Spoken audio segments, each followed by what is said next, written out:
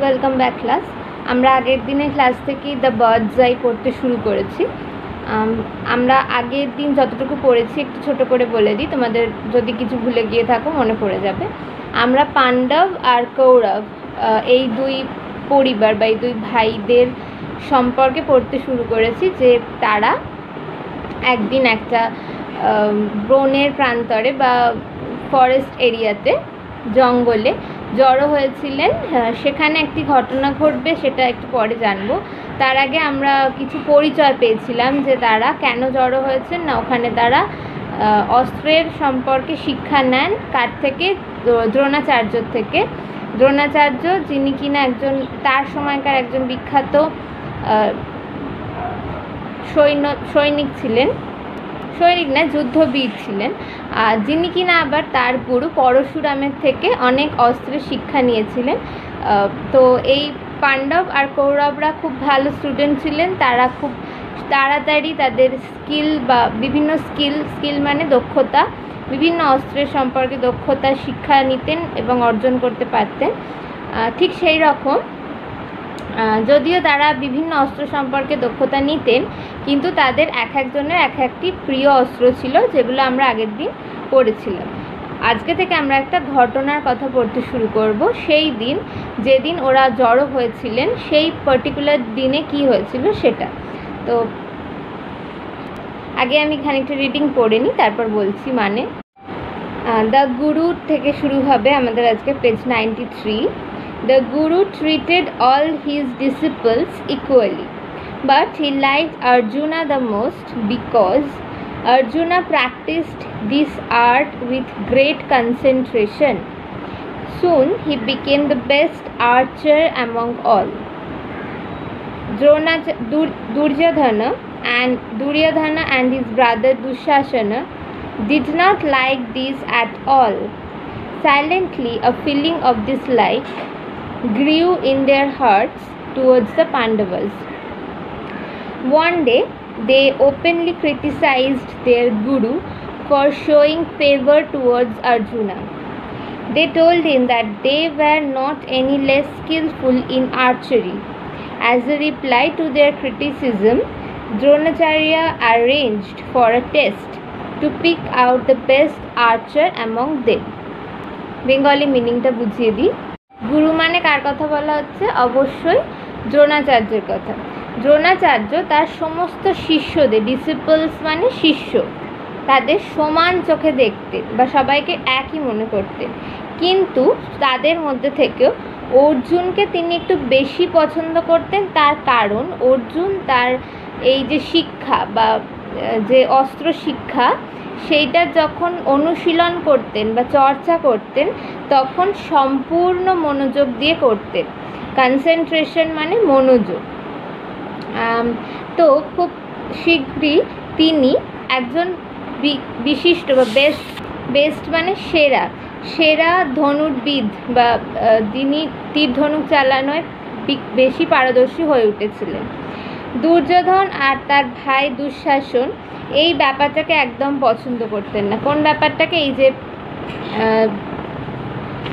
দ্রোণাচার্য অর্জুনকে বেশি পছন্দ করেন, এই ব্যাপারটা তাদের একদম পছন্দ হতো না। তো সেই জন্য একদিন, আচ্ছা হ্যাঁ, এক লাইন বাদ দিলাম। সাইলেন্টলি মানে নীরবেই, চুপচাপ তাদের মনের মধ্যে পাণ্ডবদের নিয়ে একটা খারাপ মনোভাব বা অপছন্দের মনোভাব, ডিসলাইক মানে অপছন্দের মনোভাব বেড়ে উঠছিল বা জন্মাচ্ছিল এই কারণগুলোর কারণে। তো একদিন সবার সামনে তারা দুজনে মিলে তাদের গুরু মানে দ্রোণাচার্যকে সমালোচনা করে বললেন যে তিনি অর্জুনকে একটু বেশি পছন্দ করেন। সবার সামনে এটা বলে তাকে অ্যাকিউজ করলেন বা দোষারোপ করলেন। তারা আরও কি বললেন? যে তারা কোনো অংশে অর্জুন বা পাণ্ডবদের থেকে ধনুক চালানোয় বা তীর ধনুক চালানোয় কম পারদর্শী নয়। এই কথাটা শোনার পর তাদের এই সমালোচনার জবাব হিসাবে আমার দ্রোণাচার্য কি করলেন না, একটা পরীক্ষার আয়োজন করলেন। এই পরীক্ষার মাধ্যমে তিনি প্রমাণ করে দেখাতে চাইলেন যে কে এদের মধ্যে সবথেকে বেশি ভালো ধনুর্বিদ বা বেস্ট আর্চার মানে ধনুর্বিদ, যারা তীর ধনুক চালায়। আর আর্চারি মানে ধনুর্বিদ্যা। এই তীর ধনুক চালানোর যে শিক্ষা বা বিষয়টাকে বলা হবে আর্চারি, আর আর্চার হচ্ছে যে চালায় তাকে বলা হবে। তারপরে ছোট্ট একটা প্যারাগ্রাফ রয়েছে। On that particular day Guru Dronacharya asked the students to gather by the woodland near his ashram. He had placed a wooden bird with a prominently painted eye on one of the trees. On that particular day মানে আমি যেটা শুরুতেই বলছিলাম যে দিনের কথাটা আমরা একদম স্টোরি শুরুতে বলেছিলাম যে সবাই জড়ো হয়েছে, ঠিক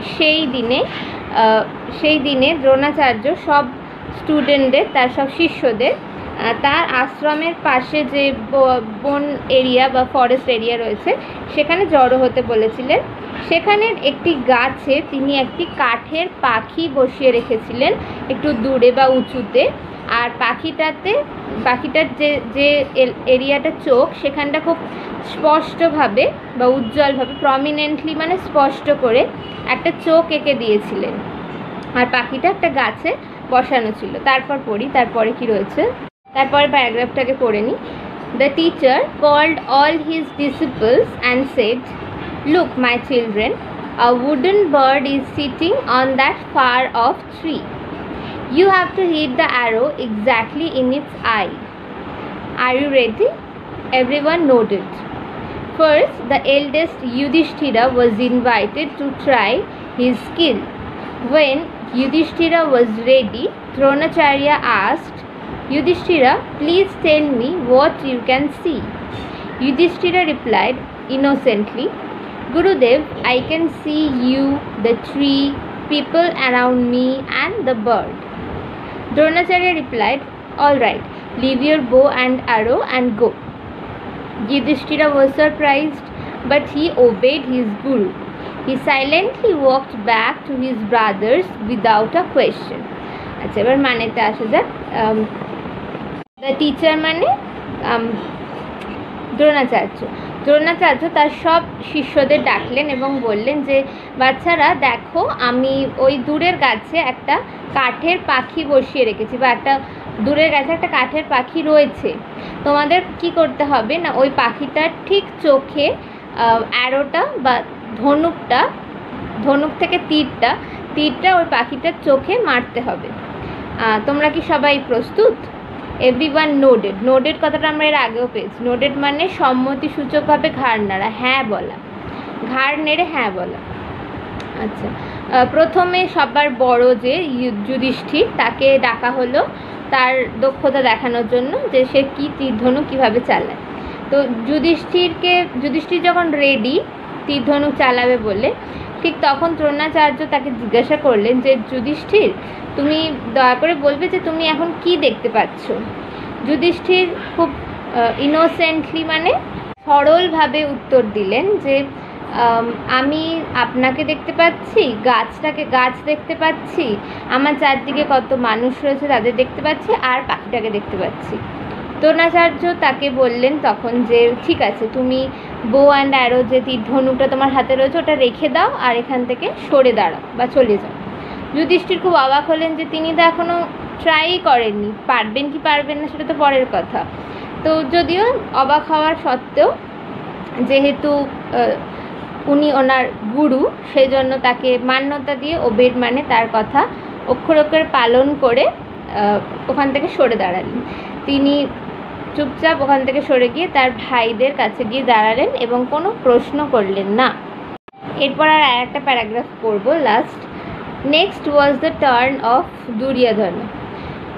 Dronacharya asked, oh, the eldest brother of Kaurava, may I know what is visible to you at this movement?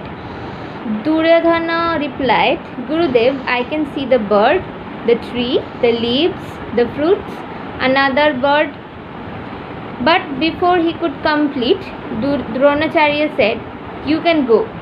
Duryodhana was angry. He threw the bow and arrow to the ground and stood aside. এই অবধি আজকে আমরা করব, মানেটা বলি। তো এরপর যুধিষ্ঠিরের পরে দুর্যোধনের টার্ন। তিনি এসছেন ট্রাই করতে যে পাখির চোখে তিনি তীরটা মারতে পারেন কিনা। দ্রোণাচার্য তাকেও ওই একই প্রশ্ন জিজ্ঞাসা করলেন যে তুমি বলো যে এই মুহূর্তে তুমি কি দেখতে পাচ্ছ, বা তোমার কাছে কি দৃশ্যমান, ভিজিবল মানে কি দেখতে পাচ্ছ দৃশ্যমান। দুর্যোধন রিপ্লাই করলেন বা বললেন যে গুরুদেব আমি পাখিটাকে দেখতে পাচ্ছি, গাছ দেখতে পাচ্ছি, পাতা দেখতে পাচ্ছি, ফল দেখতে পাচ্ছি, আরও একটা পাখি দেখতে পাচ্ছি। এভাবে তিনি আরও কিছু বলতে যাচ্ছিলেন, তখন তার কথা শেষ হওয়ার আগেই তার গুরুদেব মানে দ্রোণাচার্য তাকে থামালেন এবং বললেন যে ঠিক আছে তুমি চলে যাও। তো এই কথা শুনে দুর্যোধন প্রচণ্ড রেগে গেলেন এবং তিনি যথেষ্ট উন্নাসিক এবং রাগী প্রকৃতিরই ছিলেন। যেরকম আমাদের যুধিষ্ঠিরকে যখন চলে যেতে বলা হয়েছিল তিনি কী করেছিলেন, চুপচাপ সাইলেন্টলি সরে গিয়েছিলেন, কোনো কথা বলেননি বা কোনো রাগ প্রকাশ করেননি। অবাক হয়েছিলেন বটে কিন্তু প্রকাশ করেননি। দুর্যোধন কী করলেন, তিনি স্বভাবতই অত্যন্ত রাগী একজন প্রকৃতির একজন ছেলে। তো তিনি কী করলেন, ওনাকে যখন চলে যেতে বলা হলো তিনি তার হাতের ওই তীর ধনুকটা মাটিতে ছুঁড়ে ফেলে দিলেন এবং পাশে সরে দাঁড়ালেন। এই অবধি আজকে আমরা পড়লাম। আশা করি তোমাদের মানে কিছু বলতে পারলাম যেগুলো তোমাদের কাছে অজানা। তাছাড়াও যদি কিছু মিস করে গিয়ে থাকি সেটা একটু জানিও। পরের দিনকে আমরা এই চ্যাপ্টারটা শেষ করব আর তখনই আমরা হোমওয়ার্ক দেবো। এখন কিছু আলাদা করে হোমওয়ার্ক দিচ্ছি না। আগের দিনও যেমন বলেছিলাম ধীরে ধীরে করে রিভাইজ করতে থাকো। এখান থেকেও কোনো কোয়েশ্চেন থাকলে তখন জিজ্ঞাসা করো। আর thank you, that's all for today.